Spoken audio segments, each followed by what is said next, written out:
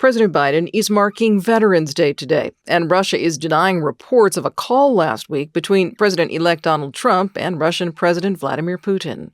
Good morning, I'm Corva Coleman from NPR News, and here are today's top stories. President Biden will be hosting a group of U.S. military veterans and their families this morning at the White House before attending a Veterans Day ceremony at Arlington National Cemetery.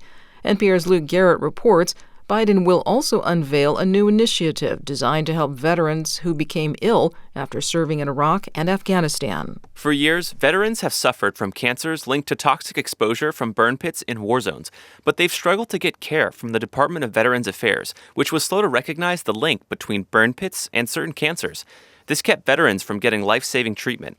That's changing after Congress passed the PACT Act, which now allows the VA to pay for cancer treatments for veterans who inhaled these toxic gases. Today, the White House is announcing an expansion of the number of veterans who can get cancer care. All veterans who were deployed to Southwest Asia and exposed to burn pits will soon be able to get treatment for bladder cancer, ureter cancer, multiple myeloma, and leukemias. Luke Garrett, NPR News, Washington. President-elect Donald Trump says he has asked a former senior immigration official from his last administration to join his new one. Writing on Truth Social, Trump says Tom Homan will become his so-called border czar. Trump says Homan's portfolio will include the northern and southern border, as well as maritime and aviation security. He says Homan will also be in charge of all deportations of undocumented people in the U.S. Russia is denying media reports President Vladimir Putin and President-elect Trump discussed the war in Ukraine during a phone call last week. In fact, the Kremlin says there was no phone call at all. NPR's Charles Main has more. Kremlin spokesman Dmitry Peskov flat-out denied a Sunday Washington Post story that Trump had warned Putin against escalating the conflict in Ukraine while calling for follow-on negotiations to end the war.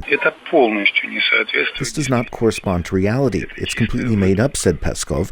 There was no conversation. Citing sources close to Trump, the Post claimed a phone call had taken place with Putin on November 7th. That's the same day the Kremlin leader publicly congratulated Trump on his election victory. A Trump spokesman tells NPR they don't comment on private calls between Trump and world leaders.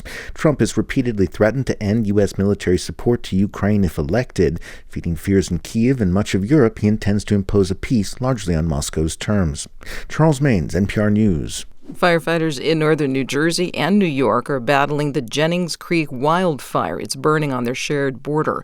An 18-year-old parks employee fighting the fire died Saturday in New Jersey when a tree fell upon him.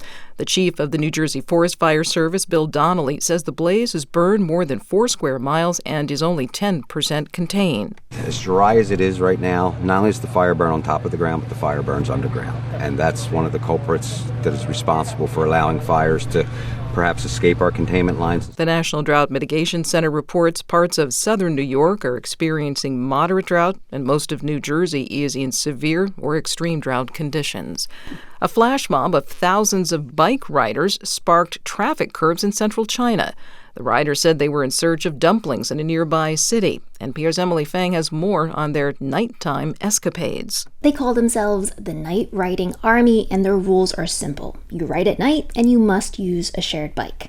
Starting in June, students in China's city of Zhengzhou started organizing flash mobs of bike riding enthusiasts to Kaifeng, more than 30 miles away, to eat steamed dumplings. It's part of a movement to spend as little money as possible while having fun as China's economy dips. This weekend, so many students joined, they jammed a major highway, prompting authorities to implement traffic controls that locked down shared vehicles if they entered a designated zone. This student told a local media news outlet she was not tired from this weekend's ride, but her bottom was totally numb from riding for nearly 5 hours. Emily Fang, NPR News. I'm Corva Coleman, NPR News in Washington.